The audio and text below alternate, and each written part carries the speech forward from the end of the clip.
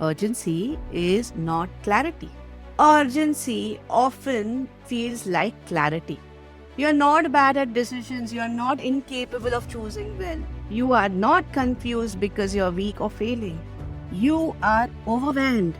There's a strong chance you're being asked to make decisions at a time when you're already emotionally exhausted.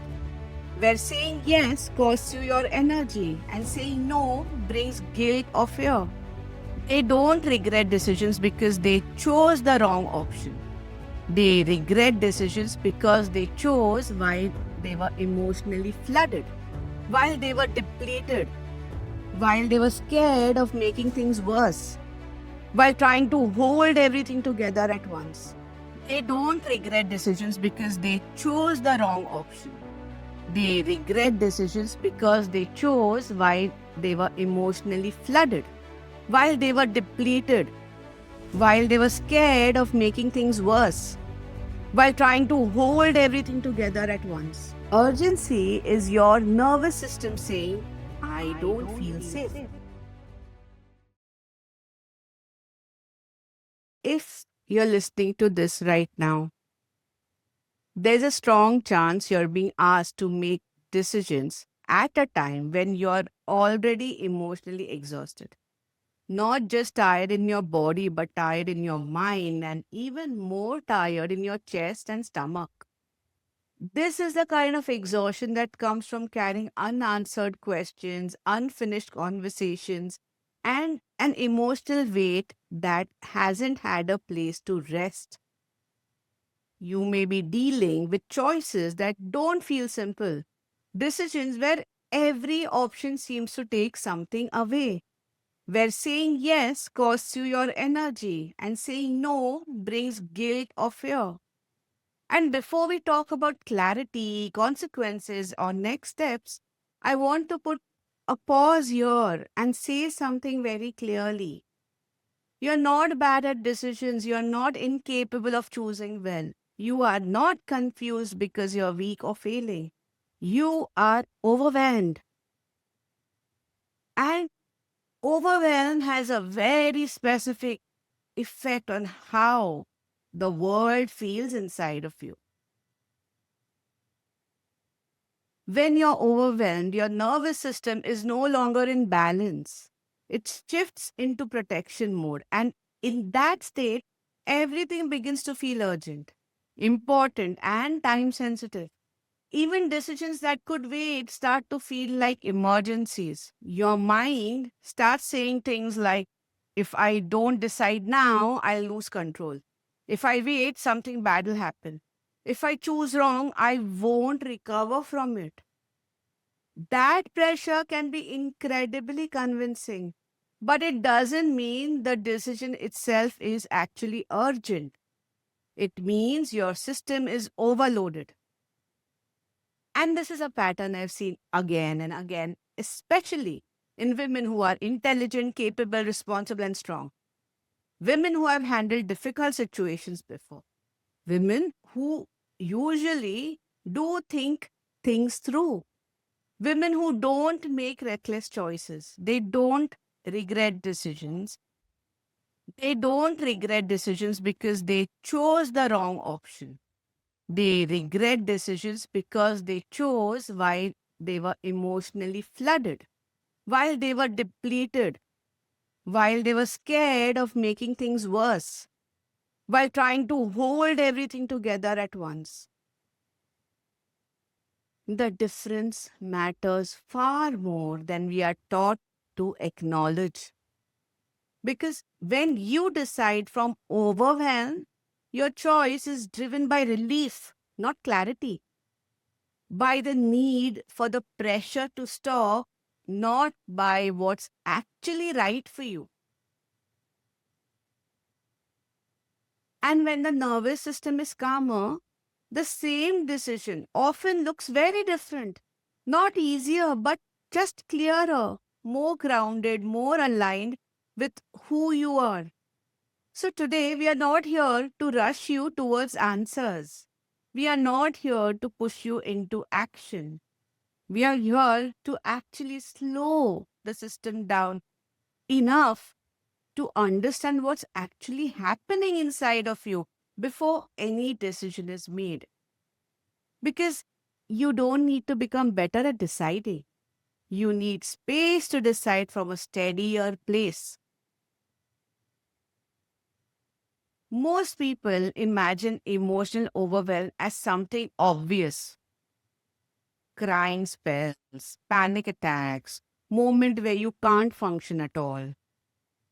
But for many women, especially capable, high functioning women, that's not how overwhelm usually shows up. More often, emotional overwhelm looks like urgency. It shows up quietly, internally. In a way, your thought starts speeding up.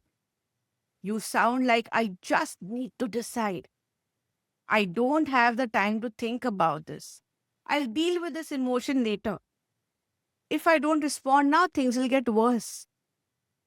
On the surface, these thoughts can sound responsible, even mature. They can sound like strength, they can sound like decisiveness, like taking control. And this is where it gets tricky. Because urgency often feels like clarity. It feels focused, it feels sharp, it feels like action. But you know what? And I wanted to hear this very clearly and very slowly. Urgency is not clarity. I'll just repeat it. Urgency is not clarity. Urgency is your nervous system saying, I don't feel safe. When your emotional system is overloaded, your brain shifts into protection mode. Its job is no longer to explore options. Its job becomes to end the discomfort as fast as possible. And to do that, it starts narrowing your view. You stop seeing nuances. You stop seeing the middle ground. You stop seeing possibility. Gray areas disappear. Complexity disappears. Everything becomes black or white. This or that, now or never, stay or leave, say yes or say no. When decisions start feeling that final, that absolute, that pressured, it's usually a sign that your system is already in a survival mode. Not because the situation is necessarily dangerous, but because you're carrying too much without enough space. In that state, the brain doesn't ask, what's the wisest choice for me long term? It asks, how do I make this feeling stop? And that's an important distinction because decisions that are made to escape discomfort often bring short term relief and long term regrets. You might feel calmer for a moment, relieved, like the pressure has lifted. But later, when your system settles, questions start to appear. Why did I rush that? Why did I wait? Why does this feel wrong now? That doesn't mean you failed. That means that the decision was made from urgency, not from steadiness. And understanding this is not about judging yourself. It's about recognizing the state you were in before the choice was made. Because once you can name urgency for what it is, you can stop mistaking it for clarity. And trust me, that alone changes everything about how you decide. This is why during emotionally intense phases, people can give you perfectly logical advice and it still doesn't help. You may have noticed this already.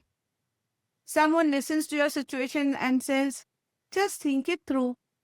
Look at the pros and cons. Be practical. Don't let your emotions control you.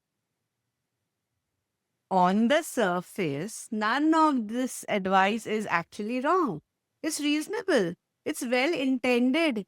Sometimes it comes from people who genuinely care about you. And yet, when you're overwhelmed, it doesn't land properly with you. Logic doesn't soothe you. Reassurance doesn't calm you. Even a kind advice can feel irritating or dismissive or strangely exhausting. And this isn't because you're stubborn. It isn't because you don't want support. And it's definitely not because you're incapable of thinking clearly. It's because your system is already full.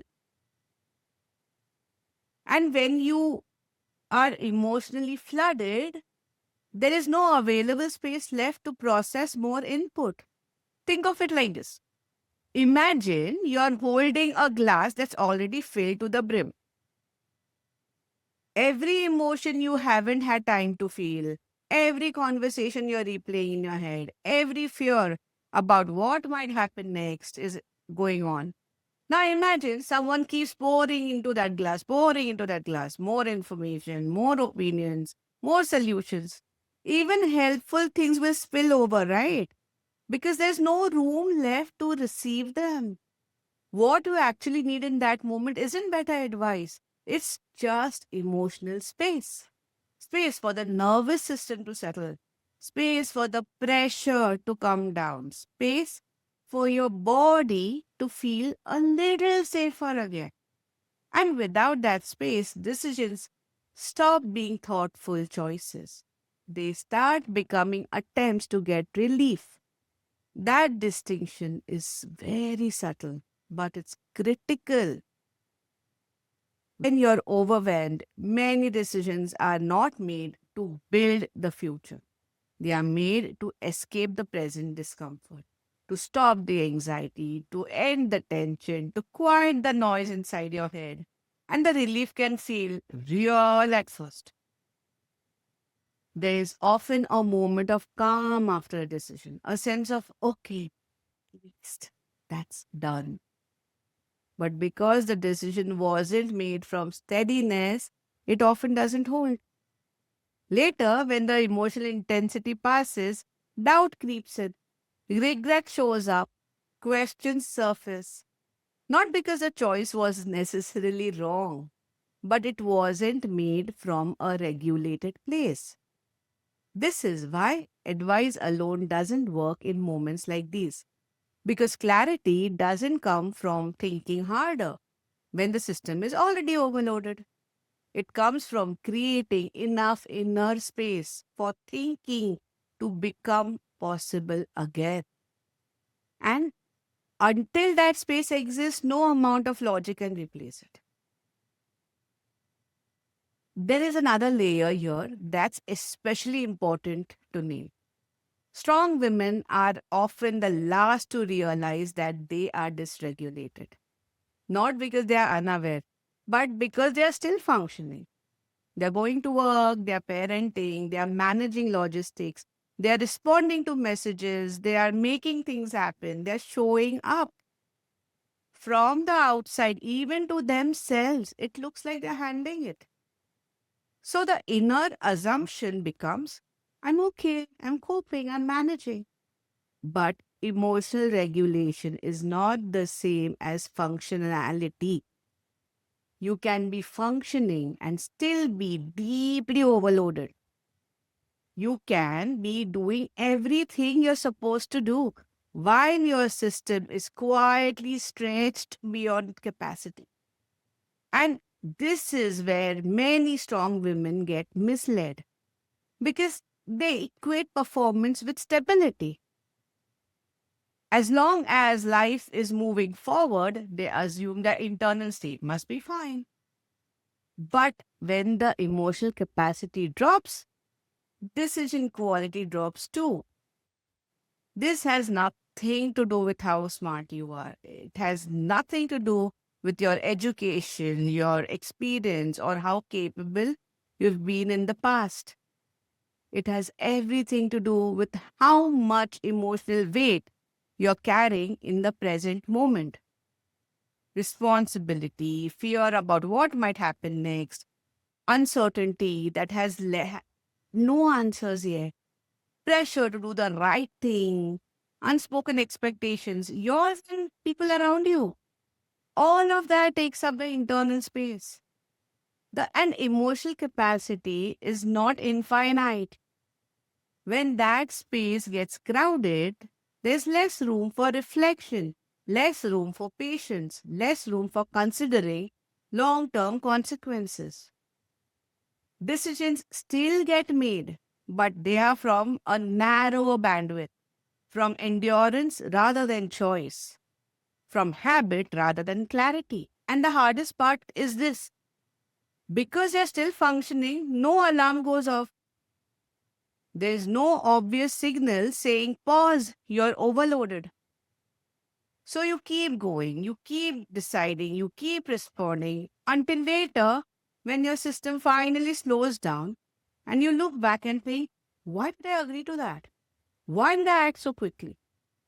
Why does that decision not feel like me? Why did I say that? Those moments don't mean you lost your judgment. They mean your emotional capacity was exceeded at the time you made that decision. And decisions made when internal space is limited are rarely the ones you would choose from a calm and supported state. Understanding this isn't about criticizing yourself, it's about separating who you are from the state you were in. Because once you stop blaming your strength, you can actually start protecting it. I want to offer you something very practical here, not complicated, not overwhelmed. Something you can use before a big decision or even before sending a message, agreeing to something, or reacting emotionally in the moment. I call it the pause check. It's not about delaying your life, it's about protecting your decision making when emotions are running high. Before you decide, pause, just briefly, and ask yourself these three simple questions. First one is my body calm right now? Don't answer from your head, check your body. Notice your shoulders, are they lifted or are they down? Notice your jaw, is it clenched? Notice your chest, is it beating? Is the heartbeat high, fast? Stomach, is there tightness or pressure? If your body feels braced or tense, that's information. It doesn't mean you're wrong, it means your system isn't settled yet. If there is tightness in your body, please pause. Second question: do I feel rushed or threatened? Not logically threatened, emotionally threatened. Do you feel like you have to decide? Like waiting will make things worse? Like someone else's reaction is driving this choice? If the answer is yes, please pause. Because urgency is not a requirement, it's a signal. And the third question: am I choosing relief or am I choosing my future? Relief wants the discomfort to stop now. Future asks, what will you still feel okay about after things settle? Neither question makes you a bad person, but they lead to very different outcomes. Decisions made for immediate relief often feel better in the moment and heavier later. If you realize you're not calm, the next step is not forcing clarity. It's not your it's not pushing yourself to figure it out. It's not analyzing harder. The next step is regulation. You are not deciding anything now. You are just letting your system know this doesn't have to be on high alert. This is not avoidance. This is not weakness. This is emotional hygiene. And here's what I want you to remember as we close. You don't need to become better at making decisions. You need to make decisions from a steadier place. If you made choices in the past that you wish you had gone differently, that doesn't define you. It tells a story about the state you were in, not your character, not your intelligence, not your worth. You are allowed to slow down. You are allowed to pause. You're allowed to give yourself the support you didn't have before. And often that pause alone changes everything. I want to reframe something important here because many women carry a misunderstanding about support. Support is often seen as a last resort, something you turn to when things have already fallen apart, when you're no longer coping, when you've exhausted yourself completely. But support is not a sign that you can't handle life. Support is a strategy. It's how you widen your emotional capacity so decisions stop feeling like emergencies. It's how you give your nervous system somewhere to rest so it doesn't have to stay in survival mode.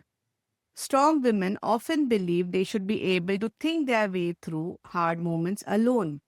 But clarity doesn't come from isolation, it comes from steadiness. And steadiness is much easier to access when you're not carrying everything by yourself. This is why Still Me exists. For women who need a place to slow down emotionally, to pause without being judged, to stabilize their inner world before making choices.